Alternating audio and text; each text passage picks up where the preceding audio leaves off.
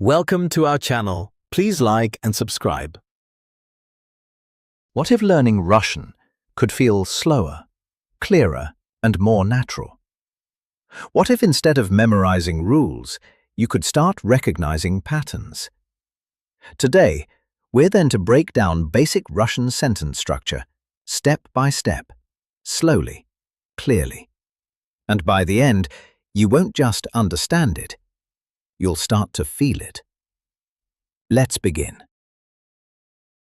In Russian, the most common sentence structure is subject plus verb plus object, which in English means subject plus verb plus object. This is called a basic sentence structure. But here's something important. Russian word order is flexible. That means you can move words around and the meaning can still stay the same, because Russian uses endings, not position. Let's look at a simple example.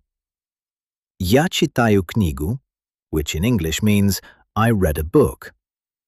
Break it down. Я, which in English means I.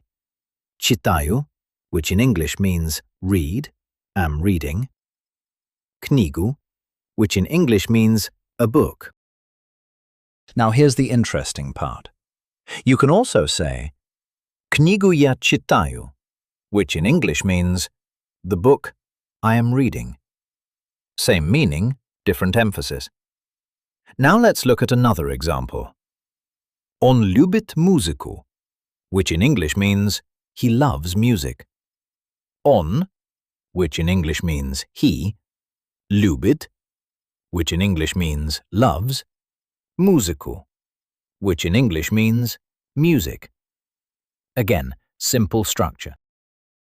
Now let's talk about something very important. In Russian, there is no word for is in present tense. For example, он студент, which in English means he is a student. Он, which in English means he, студент, which in English means student. There is no verb is. It is understood. Just like in Arabic, but now in Russian. Let's try another one. Она счастлива, which in English means she is happy. Она, which in English means she. Счастлива, which in English means happy. Again, no is. Now let's slow down and practice together.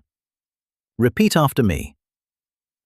Я вижу дом, which in English means I see a house.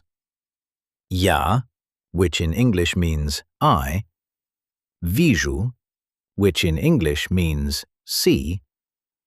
Дом, which in English means house. Again. Я вижу дом, which in English means I see a house. Good. Now another one. Мы учим язык, which in English means we learn a language. Мы, which in English means we. Учим, which in English means learn. Язык, which in English means language. Again. Мы учим язык, which in English means we learn a language. Now let's notice something deeper. Russian is not just about words. It's about endings, patterns, and rhythm.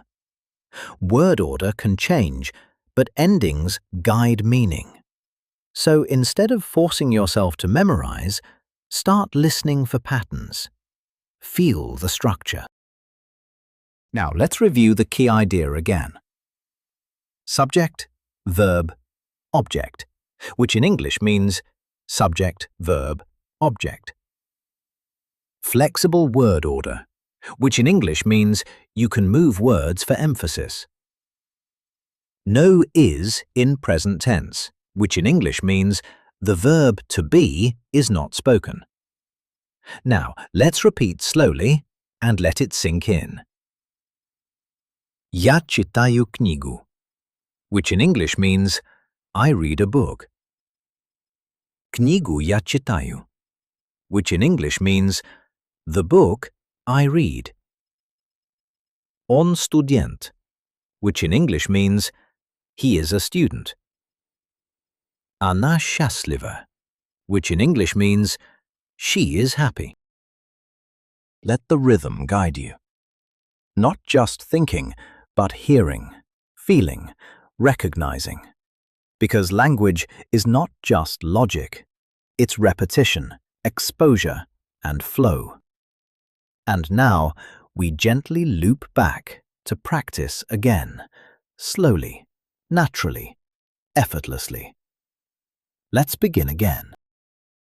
That was great. Let's try practicing again. Round 2. In Russian, the most common sentence structure is subject plus verb plus object, which in English means subject plus verb plus object.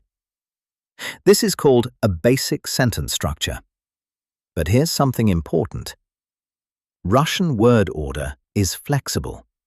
That means you can move words around and the meaning can still stay the same, because Russian uses endings, not position. Let's look at a simple example. Я читаю книгу, which in English means I read a book. Break it down. Я, which in English means I. Читаю, which in English means read, am reading. Книгу, which in English means a book. Now here's the interesting part. You can also say книгу я читаю, which in English means the book I am reading. Same meaning, different emphasis. Now let's look at another example. Он любит музыку, which in English means he loves music. Он, which in English means he. Любит, which in English means loves. Музыку, which in English means music. Again, simple structure. Now let's talk about something very important. In Russian, there is no word for is in present tense. For example, он студент, which in English means he is a student. Он, which in English means he. Student, which in English means student. There is no verb is. It is understood. Just like in Arabic, but now in Russian. Let's try another one. Она счастлива, which in English means she is happy. Она, which in English means she. Счастлива, which in English means happy. Again, no is. Now let's slow down and practice together. Repeat after me. Я вижу дом, which in English means I see a house. Я, which in English means I. Вижу, which in English means see. Дом, which in English means house. Again. Я вижу дом, which in English means I see a house. Good. Now another one. Мы учим язык, which in English means we learn a language. Мы, which in English means we. Учим, which in English means learn. Язык, which in English means language. Again. Мы учим язык, which in English means we learn a language. Now let's notice something deeper. Russian is not just about words. It's about endings, patterns, and rhythm. Word order can change, but endings guide meaning. So instead of forcing yourself to memorize, start listening for patterns. Feel the structure. Now let's review the key idea again. Subject, verb, object, which in English means subject, verb, object. Flexible word order, which in English means you can move words for emphasis. No is in present tense, which in English means the verb to be is not spoken. Now, let's repeat slowly and let it sink in. Я читаю книгу, which in English means I read a book. Книгу я читаю, which in English means the book I read. Он студент, which in English means he is a student. Она счастлива, which in English means she is happy. Let the rhythm guide you. Not just thinking, but hearing, feeling, recognizing. Because language is not just logic, it's repetition, exposure, and flow. That was excellent. Please like and subscribe for daily lessons. See you next time.